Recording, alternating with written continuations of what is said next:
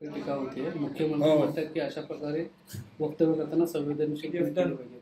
संजय राऊत यांनी देखील टीका केली. नव्या एक गोष्ट लक्षात घेतली पाहिजे, आमचं सरकार हे लाडक्या बहिणींचं सरकार आहे. महिलांच्या बाबतीमध्ये अत्याचार जे होत आहेत त्या बाबतीत झिरो टॉलरन्स ही पॉलिसी आमच्या सरकारची पहिल्या दिवसापासूनची राहिलेली आहे.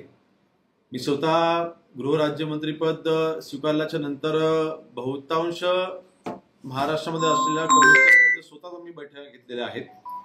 या बैठकामध्ये देखील ज्या सूचना मी केल्या होत्या, महिलांच्या वरती जे अत्याचार होत आहेत त्यासाठी पोलिसांनी जिथे कडक कारवाई करा अशा सूचना मी माझ्या प्रत्येक बैठकामध्ये दिलेल्या आहेत. नक्कीच काल जे काही वक्तव्य मी केलं त्याचा विरोधकांकडून हा विपर्यास केला जातोय. ज्यावेळेस मी तिथे स्वारगेट येथे गेलो त्यावेळेस एक गोष्ट लक्षात आली की रहदारीचं ती जागा आहे आणि अशा रहदारीच्या जागेमध्ये जर का आमच्या बहिणीवरती अत्याचार होत असताना कोणी ऐकलं कसं नाही, कोणी मदतीसाठी धावून कसं केलं नाही, हा प्रश्न जेव्हा म्हणजे त्या पोलिसांना विचारला त्यांनी जे मला उत्तर दिलं ते मी काल माझ्या प्रेसमध्ये मी सांगितलं. मला वाटतं ह्याचा माझ्या वक्तव्याचा विपर्यास करून ह्याचा राजकारणासाठी वापर जर का विरोधक करत असतील तर मला वाटते अतिशय दुर्दैवी आहे.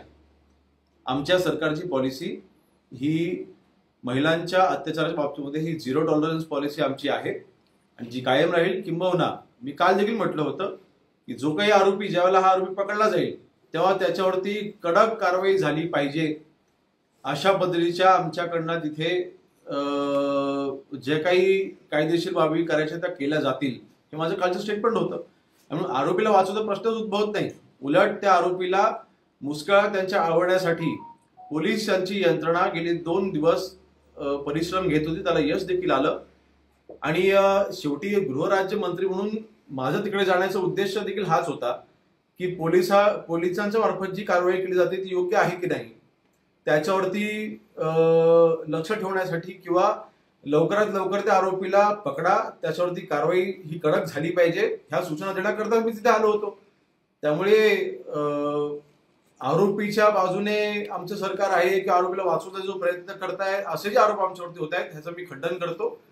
या आरोपीला जास्तीत जास्त कडकात कडक शिक्षा, कठोरात कठोर कारवाई या आरोपीवरती होईल अशा पद्धतीच्या आमचे प्रयत्न असतील. संजय राऊत यांनी देखील तीव्र शब्दात तुमच्यावरती टीका केली. बघा, विरोधकांच्या बोलण्याकडे मी जास्त लक्ष देत नाही. मी फक्त एवढंच सांगेन की आता मी माझा उद्देश काय होता मी हे स्पष्ट केलेलं आहे. माझ्या वक्तव्याचा जो विपर्यास केला गेलाय आणि त्याचा राजकारणासाठी वापर होत असेल हे दुर्दैव